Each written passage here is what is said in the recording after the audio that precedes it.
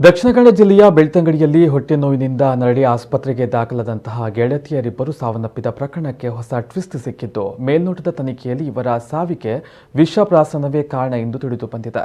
April 6ರಂದು ಈ ಪ್ರಕರಣ ವರದಿಯಾಗಿದೆ. ಇಲ್ಲಿನ ಪಟ್ರಮ್ಮೆ ಗ್ರಾಮದ ಪಟ್ನೂರು ಬಾಬು ಎಂಬವರ ಪುತ್ರಿ 22 ವರ್ಷದ ರಕ್ಷಿತಾ, ಆಕೆಯ ಗೆಳತಿ ಶ್ರೀನಿವಾಸ ಆಚಾರ್ಯ ಎಂಬವರ ಪುತ್ರಿ 21 ವರ್ಷದ ಲಾವಣ್ಯ ಒಂದೇ ದಿನ ಆಸ್ಪತ್ರೆಯಲ್ಲಿ ಮೃತಪಟ್ಟಿದ್ದರು. ರಕ್ಷಿತಾ ಮತ್ತು ಲಾವಣ್ಯ ತಮ್ಮ ಮನೆಯಲ್ಲಿ ಹೊಟ್ಟೆ ನೋವೆಂದು ನರಳಾಡಿ ಆಸ್ಪತ್ರೆಗೆ ದಾಖಲಾಗಿದ್ದರು. ರಕ್ಷಿತಾ ಮೊದಲಿಗೆ ಮೃತಪಟ್ಟರೆ ಲಾವಣ್ಯ ಬಳಿಕ ಸಾವನ್ನಪ್ಪಿದ್ರು.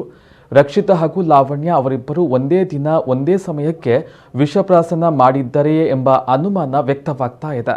ಈ ಕುರಿತು ಶುಕ್ರವಾರ ಧರ್ಮಸ್ಥಳ ಪೊಲೀಸ್ ಠಾಣೆಯ ಎಸ್ಐ ಅನಿಲ್ ಹಾಗೂ ಸಿಬ್ಬಂದಿ ಮೃತರ ಮನೆಗೆ ಭೇಟಿ ನೀಡಿ ಒಂದಷ್ಟು ಮಾಹಿತಿಯನ್ನ ಕಲೆ ಹಾಕಿದ್ದಾರೆ. ಇಬ್ಬರು ಸೇವಾ ಪ್ರತಿನಿಧಿಗಳಾಗಿ ಕರ್ತವ್ಯದಲ್ಲಿ ಇದ್ದರು. ಇಬ್ಬರು ಉತ್ತಮ ಸೇವೆಯನ್ನ ಸಲ್ಲಿಸ್ತಾ ಇದ್ರು. ಊರಿನಲ್ಲಿ ಇವರ ಬಗ್ಗೆ ಉತ್ತಮ ಅಭಿಪ್ರಾಯ ಕೂಡ ಇತ್ತು.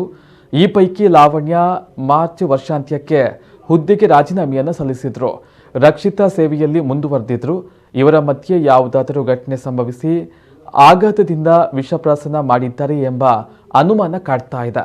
ಮನೆಯವರಿಗೂ ಯಾವುದೇ ಸ್ಪಷ್ಟತೆ ಇಲ್ಲ. ಹಾಗಾಗಿ FSL ವರದಿಯಿಂದ ಹೆಚ್ಚಿನ ಮಾಹಿತಿ ಲಭ್ಯವಾಗುವಂತಹ ನಿರೀಕ್ಷೆ ಇದ್ದು, ಈ ಮಧ್ಯೆ ಬೇರೆ ಆಯಾಮಗಳಲ್ಲೂ ತನಿಖೆ ಮುಂದುವರಿಸಲಾಗಿದೆ ಎಂದು ದಕ್ಷಿಣ ಕನ್ನಡ ಜಿಲ್ಲಾ SP ಅಮಾಟೆ ವಿಕ್ರಮ್ ತಿಳಿಸಿದ್ದಾರೆ.